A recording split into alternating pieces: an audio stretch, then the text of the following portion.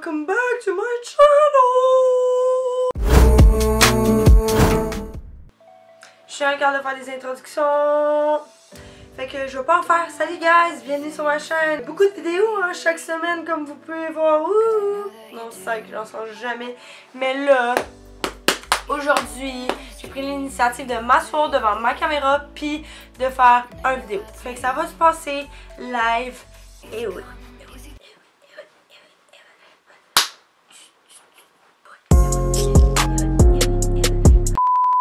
Fait que là, comme vous pouvez voir, j'ai une petite face de marde. Je me suis dit que j'allais faire un Get Ready With Me. Je veux pas vous montrer ce que je fais, ce que j'utilise comme produit, parce qu'en fait, je suis pas une beauty guru. You don't give a shit about what I wear on my face, you know? Yesterday, I asked you guys to... I asked you guys to ask them questions so that I can respond in a video. So yeah, I think that was not like a Q&A or something. It was more like a give me some topics and I'm gonna talk about it. So that's what I'm gonna do. Je vais lire les questions que vous m'avez envoyées, les topics, puis on peut les discuter ensemble. Donc ça va être une espèce de Get Ready With Me. Fait que avant de commencer, on va trouver ces questions-là parce que il faudrait que je les trouve. Première question sur laquelle je tombe. Comment séduire une fille qui est ta meilleure amie? Fais-le juste pas. Si tu le fais, tu risques de perdre ton amitié. Moi, je te dis, don't do it. Don't do it. Don't do it. Just don't do it. Don't do it. Du moment que tu ressens des sentiments pour une personne, techniquement, c'est que tu as des alertes que la personne est intéressée dans un sens. Pas vraiment. Si une personne est un peu comme flirty avec toi, tu sens que l'énergie est pas vraiment amicale, wow, ça va sûrement des deux côtés. Techniquement, je dirais d'attendre d'avoir assez de signes pour savoir que c'est réciproque, puis après d'en parler. Parce que si ce l'est pas, honnêtement, pas que ça va gâcher votre amitié, mais comme vraiment, I'm just so weird. Du moment que tu sais qu'une personne te veut, autre qu'en ami, tu peux pas vraiment être ami avec si c'est pas réciproque parce que c'est un peu weird. Je te dirais don't do it à part si t'as vraiment les signes. Puis si t'as les signes, encore une fois c'est la communication, donc d'en parler d'une façon directe et précise. Fait que ouais, on va y aller avec la next question. Honnêtement, je pense que je suis pas bien placée pour donner des commentaires là-dessus parce que je suis juste tout le temps en couple. Comment apprendre à développer la spiritualité plus? Wow! La spiritualité là, en fait, ça englobe tellement de choses que je sais pas si je peux dire comme ah, tu vas apprendre à développer ta spiritualité. Moi, la façon que j'ai eu recours, je viens de mettre du lipstick puis j'en mets encore genre ça, c'est à quel point j'aime ça m'hydrater la face, mais quand il est temps de me maquiller, ça me tente pas. Retournons au sujet principal. Quand moi, honnêtement, de mon côté, la spiritualité, je pense que c'est plus un guide dans la vie. C'est genre pour t'accompagner dans tes cheminements. Il y a du monde qui ont recours à ça parce qu'ils veulent se guérir. Moi, c'est un peu ça. Quand j'étais jeune, j'ai commencé à utiliser ça parce que justement, j'étais une personne assez triste. J'arrivais pas à accepter la génération dans laquelle on était. J'arrivais pas à accepter les standards. Comment on était supposé vivre. Le fait de genre aller à l'école puis après d'avoir une job de 9 à 5. Ces choses-là, ça me rendait tellement dépressive parce que j'avais aucun respect pour cette mentalité-là. Puis il fallait quand même être dedans parce que du moment que tu sortais de ce moule-là, ben tu fonctionnais pas très bien dans la société. Donc moi, mon moyen de escape ça, c'était vraiment de trouver ma spiritualité. Comment la développer? Je te dirais, il n'y a pas une façon de la développer. Je pense que c'est vraiment... La spiritualité vient à toi au moment où tu en as besoin dans la vie. C'est sûr que si tu veux devenir une meilleure personne, tu as envie de travailler sur toi-même, sur ta tête, sur comment tu es. Oui, tu peux avoir recours à comme un peu plus de la technique, je peux dire, fait comme d'aller lire des choses qui peuvent te faire réfléchir un peu. Puis quand tu viens pour dire quelque chose, le dire autrement. Tu sais, c'est un peu comme n'importe quoi, tu as envie de l'étudier, ça va un peu changer ta vie. Des gens qui sont juste vraiment pas proches de tout ça, puis c'est vraiment correct, c'est parce qu'à ce moment-là, ils en ont pas besoin. Il faut pas se forcer à être rendu à une place mentalement. Je pense que la spiritualité, ça vient avec le temps, ça vient avec comment tu te sens, puis quel genre de choses que tu vis aussi, ton expérience personnelle. C'est sûr que si tu veux être plus connecté avec toi-même, là, dans ce moment-là, je pourrais dire, va faire du yoga, commence à essayer de méditer, des techniques de méditation très simples. Il y a des choses que moi, encore aujourd'hui, je suis pas capable de faire, comme m'asseoir puis pas penser, genre je ne pense pas, genre ça marche pas. Mais il y a plein de choses que tu peux essayer. De lire, de t'abonner à des trucs bouddhistes, de lire beaucoup. Vous avez entendu l'expression être imbécile heureux. J'ai beaucoup d'amis qui sont vraiment bien comme ça. Ils vont pas se poser des questions existentielles, ils vont pas se poser trop de questions sur eux-mêmes ou sur les gens qui les entourent. Ils sont très juste go with the flow, puis un peu moins pensifs. Puis honnêtement, je les envie souvent parce que moi je suis une personne qui pense énormément. Puis à un certain point, des fois, t'as juste besoin de lâcher prise. Puis Oui, la spiritualité, c'est tellement incroyable. Honnêtement, moi, ça m'a apporté tellement dans ma vie, puis ça m'a tellement fait grandir en tant que personne. Mais je pense vraiment qu'on peut pas... On doit pas s'obliger à être spirituel juste pour être spirituel. C'est comme, sois pas vegan juste pour dire que t'es vegan. Ça va venir à toi dans les périodes de ta vie où tu vas en avoir besoin, puis c'est là que ça va vraiment faire une différence. Allez avec la prochaine question! Okay. Remettre ses croyances en question. Je sais pas exactement ce que la personne voulait dire par ça. Dans cette sphère-là, croyance pour moi égale religion. Pas sûr, vraiment. Mais si c'est ce que tu voulais dire, je suis vraiment mal placée pour t'en parler puisque je ne crois pas en une religion. Je crois en tout et en rien. J'ai même pas de définition pour dire en quoi je crois. J'en prends un peu d'un peu partout, mais je suis jamais strictement dans un moule, strictement vers une religion, strictement... Je suis juste complètement le genre de personne qui va en prendre un peu de partout, puis qui va en laisser aussi de partout, puis qui va juste créer sa propre illusion de qu'est-ce qu'est la vie. Dans ma façon de voir les choses, remettre en question ce que je crois sur le comportement que j'ai pu avoir, ou sur certaines capacités que je crois avoir ou non, ou une mentalité que j'ai depuis un bout ou non. Je pense que ça serait plus ça dans mon cas qui serait applicable. Par exemple, ça a été un travail que j'ai dû faire. Un gros travail sur ma tête qui a été vraiment pertinent pour moi, c'était de remettre en question ma perception de la beauté. Puis ça pour moi c'est une croyance, dans le sens que honnêtement toute ma vie, je me suis dit que les plus belles filles, c'était les filles naturelles. Mettons que la fille était vraiment belle mais refaite, ben elle pouvait pas être belle parce qu'elle était refaite. Je sais pas si vous pouvez comprendre un peu. J'ai vraiment pu remarquer ce pattern-là dans ma tête qui se faisait, que quand quelqu'un venait à complimenter une autre personne puis que la personne n'était pas complètement naturelle, j'avais tendance à ressortir un argument comme quoi ouais mais elle a fait ça.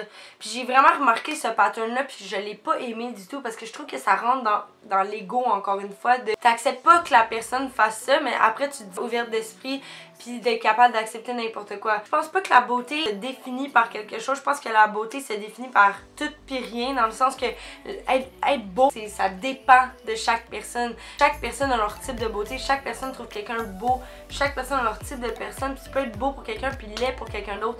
Donc c'est un peu plus dans tes standards de beauté à toi. Oh my god, elle est belle parce qu'elle est de même. Ok, fine, mais comme, c'est quoi qui rend la personne belle? Genre, c'est son sourire, c'est son charisme, c'est la façon qu'elle parle, c'est la façon qu'elle t'approche. Honnêtement, il y en a tellement de critères de beauté, mais à chaque fois, je me dis, c'est même pas tant l'extérieur, parce que je peux rencontrer une personne qui est super, genre, belle, puis que son caractère est froid, puis vide. Ça peut être complètement le contraire aussi, ou que je rencontre quelqu'un qui est vraiment pas selon mes standards à moi, pas beau selon ma perception de la beauté, mais qu'à la fin de la journée, je tombe en amour avec cette personne-là parce que, what the fuck, plus belle âme que j'ai rencontrée de ma vie. Fait que je pense vraiment que c'est relatif. C'est vraiment dur de parler puis se maquiller en même temps, j'ai comme pas le goût de me maquiller pour vrai. Et on a un petit peu dévié du sujet, non? Ce que je veux dire, c'est que c'est important de se remettre en question. Si je peux dire ça, dévier ses croyances, c'est de réaliser les patterns qu'on a mentalement puis qui nous briment surtout. Ça peut être des patterns positifs ou négatifs. Dans tous les cas, je pense que c'est vraiment important de se remettre en question une fois de temps en temps puis d'analyser quel genre de pattern que j'ai mentalement puis qu'est-ce qui est bon puis qu'est-ce qui est mauvais. Puis qu'est-ce qui est mauvais, ben on le ressort puis on le travaille. Fait que moi, pour moi, ça a tout le temps été acquis dans ma tête que peu importe, si t'es pas naturel, ben t'es pas vraiment belle. Puis à ce moment-là, j'ai ciblé ce pattern-là puis j'ai changé ma croyance en me disant, tu sais quoi? Non, c'est pas vrai, Mijal, t'as tort de penser ça. Puis vous savez ce que j'ai fait aussi? Ça, c'est vraiment bizarre. Mais j'ai eu une pause, il y a peut-être 2 ou 3 semaines, où que j'étais tellement persuadée de cette façon de penser-là que je l'ai sorti de ma tête, là, je l'ai écrit sur un bout de papier, je me suis dit, ok, donc être fake ne veut pas dire que tu n'es pas belle. Fait que qu'est-ce que j'ai fait, c'est qu'en 2 semaines, j'ai pris tous les rendez-vous possibles qui existaient. J'étais allée me faire des rallonges, des cils, je me suis maquillée, j'étais allée faire mes ongles. J'ai fait tous les rendez-vous pas possibles. J'étais allée faire même un butt lift avec une machine chez Médico Esthétique, là, je le share tout le temps. Ça, j'étais allée faire toutes les machines, tous les trucs d'esthétique pas possibles pour être capable de me trouver belle avec ça aussi. Puis là, vous allez dire, des fois, genre, t'es dans même bizarre. Mais c'est juste que moi, dans ma tête, je me suis tout le temps dit, ouais, mais t'es belle naturelle, t'es pas belle de même. Mais là, ce que j'ai fait, c'est d'être capable de me trouver belle avec toutes ces choses-là, a brisé mon espèce de genre ego envers ce qui est fait. Le seul problème là-dedans, c'est que c'est assez addictif, ok? Quand t'en sors, commence par j'ai pas de cils, je me trouve vraiment laide. Mais Là, je suis en processus de me retrouver belle sans cils. Je suis un petit peu trop pensive, hein. Je pense tout le temps à des stratégies, comment genre jouer avec ma tête, mais c'est ça que ça fait. Puis là, dans le fond, j'essaie d'être capable de me dire, oh my god, la beauté, c'est juste intérieur. Ça, mes bas, nice, avec mon pitch, cool. Pour vrai, c'est de l'or. Tu fais ce que tu veux avec. Tu peux mettre du maquillage, l'enlever, jouer avec tes cheveux, les couper, les changer de couleur, whatever. Genre, tu peux faire tout ce que tu veux avec ton or, parce que c'est de l'or. Puis le reste se passe à l'intérieur. À la fin de la journée, je reste la même personne à l'intérieur de moi. J'ai les mêmes valeurs, j'ai le même charisme. J'ai juste tout ce que j'avais avec ou sans maquillage, avec ou sans rallonge. Je suis moi, puis je suis fière de l'être, puis je suis fière de la personne que je deviens, puis c'est ça qui est important. C'est d'avoir la confiance, d'être à l'intérieur de soi, puis d'être bien dans soi-même. Peu importe ce que le physique en sort. Puis j'espère vraiment qu'un jour, si j'ai le cancer, ou peu importe c'est quoi, puis que je dois raser mes cheveux, ben je sois autant bien dans mon corps. Puis c'est ça mon but à la fin de la journée, c'est d'être aussi bien à l'intérieur de moi que je l'étais avec des choses cosmétiques, esthétiques, peu importe, plus beau selon les standards là, de la société. Mais non, pour moi la beauté c'est intérieur, puis ça justement ça a été un de mes gros changements de croyances. Ça n'a sûrement pas rapport avec la religion, mais c'est ça. Donc moi c'est comme ça que je vois ça, les changements de croyances, vraiment. Là j'abuse complètement de mon temps. Ouh! La troisième question, c'est questionner sa sexualité. Honnêtement, je veux pas trop en parler parce que j'ai une vidéo complète à vous faire là-dessus. Je peux pas me définir comme rien. La raison de ça, c'est que je trouve ça complètement innécessaire. Ça limite. À la fin de la journée, ben, mon but, c'est de faire le plus de connexions possible homme-femme. Donc, j'ai pas vraiment besoin de dire que je suis hétéro ou homo ou peu importe. Anyways. Dans une autre vidéo, demandez-moi pas ce que je fais avec le maquillage, genre, je le sais pas. C'est normal de questionner sa sexualité, ok? J'ai longtemps pensé qu'un homme devait être aux femmes et les femmes devaient être aux hommes. Mais non, guys, il y a tout plein de possibilités, il n'y a pas de limitation. Puis une enveloppe corporelle, ça veut absolument rien dire. Oui, ça peut moins t'attirer ou pas t'attirer du tout et c'est bien correct. Mais chaque personne est différente, puis chaque type d'orientation sexuelle sont différentes. Puis so what? On laisse les gens vivre. Mais oui, c'est normal de questionner son orientation sexuelle. Si c'est le cas, honnêtement, ayez recours à du monde ouvert d'esprit. Donc non, n'allez pas voir votre père très homophobe. Allez voir des gens fiables. Qui peut-être eux aussi se sont déjà posé la question. J'avoue que plugger ça dans un souper avec ta mère, ton père et ton frère, c'est un peu sketch. Mais moi, je te parle plus de tes amis, d'une psychologue, de, je sais pas moi, quelqu'un que tu connais dans ton entourage qui a le même concern. Go for it. Faut-moi ça, des filles, des gars, tout le monde, ok? Je peux pas mettre ça sur YouTube, c'est ça qu'on va le mettre pareil. Anyway, ça fait que moi je te dis, expérimente ma vieille, pose-toi des questions, regarde du porn de filles puis du porn de gars, dis-moi ce que t'aimes le plus. Je viens d'échapper tout mon truc, parce que regardez ça c'est l'état de mon maquillage, à quel point je me maquille jamais là. Mon conseil avec vous c'est que je vous dis expérimenter. Expérimentation! Puis là, si t'as 14 ans, je suis pas en train de te dire de faire 4 threesomes là, calme-toi. Je pense que c'est très important de s'explorer sexuellement et de savoir ce qui nous attire et ce qui nous attire pas et de savoir comment notre corps fonctionne et etc. Je vais faire une vidéo complète là-dessus pour tout expliquer comment je perçois la sexualité de la femme. J'ai beaucoup de choses à dire là-dessus. Oh! Wow! Apprendre à s'aimer avant d'aimer quelqu'un d'autre. Chose que j'aurais vraiment dû faire avant ma première relation. Wow! Je pense que tu l'apprends un peu aussi à travers. À 100%, il faudrait que tu t'aimes avant d'être avec quelqu'un. Et ce, pourquoi? Je vais t'expliquer quelque chose. Dans la vie, si tu te traites toi-même d'une façon médiocre, les gens vont te traiter de la même façon étant médiocre. Si tu te valorises beaucoup en tant que personne et que tu ne laisses rien passer, eh bien, personne va profiter de toi. Vous comprenez bien? C'est tellement important d'être... C'est tellement important que vous soyez sûr de vous dans une relation, que vous sachiez que l'autre personne ne va pas aller ailleurs, puisque vous êtes l'ultime personne. Honnêtement, moi, à ce moment-là, dans ma première relation, j'étais pas du tout sûre de moi. Je savais pas ce que je faisais, puis je savais pas j'étais qui, puis j'étais comme... Oh my god, imagine, laisse tomber. Non, bitch. Si tu laisses tomber, he's gonna lose. You're gonna win because that guy wasn't for you, okay? J'ai vraiment réalisé avec le temps que so what si ça marche pas, ça veut dire que genre it was his lost, comme bye. Bye bitch. sincèrement, pincez-moi quelqu'un quand je dis genre, c'est fini. Mais je parle plus ce temps-ci, je suis... Ok, retour à la vidéo. Fait que je pense vraiment, très honnêtement, que... Hey, honnêtement, tu penses-tu honnêtement, toi? Moi, je pense vraiment, honnêtement, que... c'est... Wake up, emo. Ok, retour à la vidéo. Je crois qu'à la fin de la journée, la façon la plus saine d'avoir une relation, c'est de ne pas avoir de jalousie.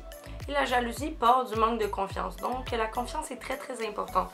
Dans le cas où vous n'avez pas de confiance, vous allez douter des intentions de l'autre personne. Et tant même des fois, quand que vous avez des intentions moins bonnes, vous pouvez les refléter sur d'autres personnes, ce qu'on appelle la projection. Mais dans tous les cas, ce que je pense qui est vraiment important, c'est d'avoir assez confiance en soi pour savoir que si la personne est avec toi, c'est parce qu'elle t'aime. Elle va pas te tromper, peu importe ça a combien d'amis ou combien d'événements qu'elle fait ou combien de fun qu'elle se fait, ça fait pas en sorte qu'elle t'aime moins. La personne t'aime toi. Puis je pense que l'amour, c'est tellement puissant. Puis du moment que toi, tu t'aimes vraiment beaucoup, tu attires le monde qui t'aime puis le monde qui te respecte. Puis après, ça va vice versa puis ta vie va bien. Du moment que tu as des manques de confiance, que tu fouilles dans le sel de ton chum, que tu t'essaies de l'emprisonner à pas aller là, genre ça tombe dans les relations toxiques, malsaines. Puis ça, je l'ai vécu étant pour moi une ancienne folle. C'est honnêtement la pire chose. Il n'y a rien de sain là-dedans, il n'y a rien qui rend heureux, il n'y a rien qui te pousse vers le haut. Au contraire, ça te tire vers le bas, puis c'est de l'hostie de merde. Donc, s'il y a bien une affaire que je te conseille avant de trouver l'homme de ta vie, de ne pas travailler sur sa confiance extérieure, mais bien sur sa confiance intérieure. Ok guys, donc là je sais qu'on a parlé de juste 3 sujets, mais j'ai pris vraiment beaucoup de temps pour les décortiquer. Ce que j'ai décidé de faire, c'est d'arrêter le vidéo live. Je vais en parler dans d'autres vidéos, on va continuer à faire ça. Puis là je sais que j'ai même pas eu le temps dans le fond de finir de me maquiller, mais so what, vous allez avoir vu ma petite face tenue tout le long. Mais merci beaucoup d'avoir écouté cette vidéo, j'espère que ça vous a plu. Puis j'aimerais savoir quel autre sujet vous voulez que j'aborde dans mes vidéos dans les commentaires. Laissez-moi un petit like et un commentaire de quelle vidéo vous voulez voir. Puis surtout, n'oubliez pas de vous abonner à ma chaîne pour plein d'autres contenus parce que là, I'm giving a push on YouTube that time. I'm doing it for real, guys. Bye!